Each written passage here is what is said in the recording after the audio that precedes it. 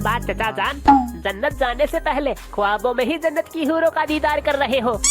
इकबाल मियाँ, जन्नत की हूरों का दीदार हम बाद में करेंगे। पहले हम उस तमाचे का इंतकाम लेंगे जो हिंदुस्तान वालों ने हमारी सीमा हैदर से निकाह करके हमारे कान के नीचे मारा है। चचा जान, इसमें रजामंदी सीमा हैदर की भी तो थी, इसमें हम क्या कर सकते हैं? इकबाल मियाँ, तुम्हारा गर्म खून ठंडा पड़ गया है, मगर तुम्हारे चचा जान इस तमाचे को भुला नहीं पाएंगे। तुम्हारे चचा जान इस तमाचे का इंतकाम लेंगे, हिंदुस्तान की एक एक हसीना को उठाकर पाकिस्तान लेकर आएंगे और उनसे गुलामी करवाएंगे। चलो उठो, अब हिंदुस्तान जाने की तैयारी शुरू करो। कटोरे बिरादर, अगर मैं शादीशुदा ना होता ना तो बेटा 2-4 सीमा हैदर तो मैं भी उठा लाता पाकिस्तान से। भाई जी कोई बात ना, आप नहीं ला सकते तो एक आधी सीमा हैदर मुझे दिलवा दो, मेरी तो अब तक शादी भी ना हुई। लो बताओ, बगल में छोरा शहर में डिंडोरा। तेरे जैसे हट्टे कट्टे नौजवान मर्द के होते हुए ये आजकल की अंजू मंजू जैसी छोरियां पाकिस्तान में जाकर नाक कटवा रही हैं। अरे गधेड़ी के, एक आधी को पटा पुटा के ब्याह क्यों नहीं कर लेता?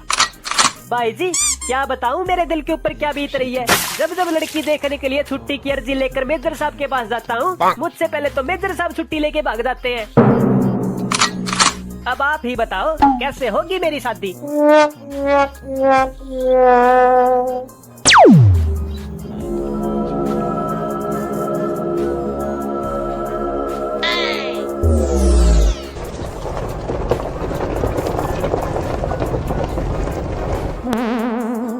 चचा जान, अगर ठीक से ऊपर चढ़ गए हो तो क्या मैं पत्थर नीचे गिरा दूं?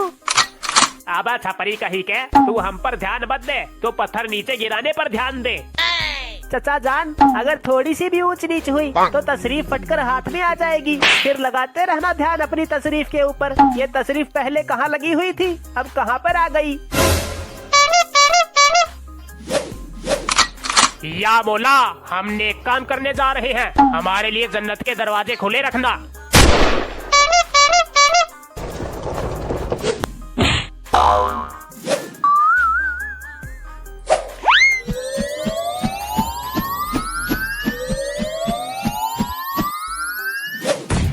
इसकी मौसी की टांग, यो बम कहाँ पर फट गया?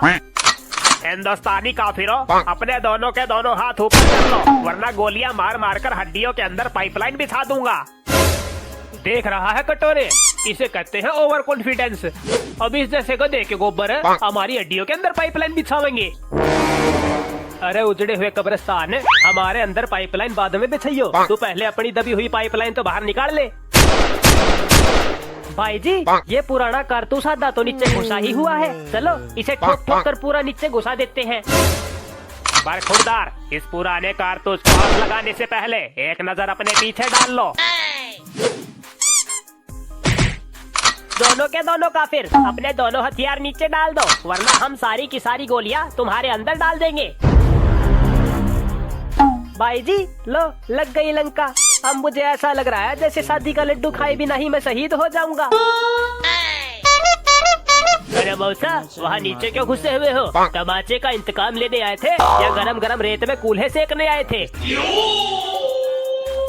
फैजू बेटा, आज हमें तुम्हारी अपनी जान के दीदार की इच्छा हो रही थी, इसीलिए उनकी कब्र खोदने के लिए हम गरम गरम रेत में घुस गए। चचा जान, आप बुढ़ापे में चौंधिया गए हो। फैजू की अम्मी की कब्र तो लाहौर में दफन है और आप यहाँ गड्ढा खोद रहे हो। ना मुरादो, अपनी खटारा जुबान को बंद रखो और हमें यहाँ से बाहर निकालो, वरना थोड़ी देर बाद हम जल जल के काले पड़ जाएंगे। क्या मौसा जान, और कितने काले पड़ोगे? तुम्हारा रंग देखकर तो कोयल भी बुर्का पहन लेती है।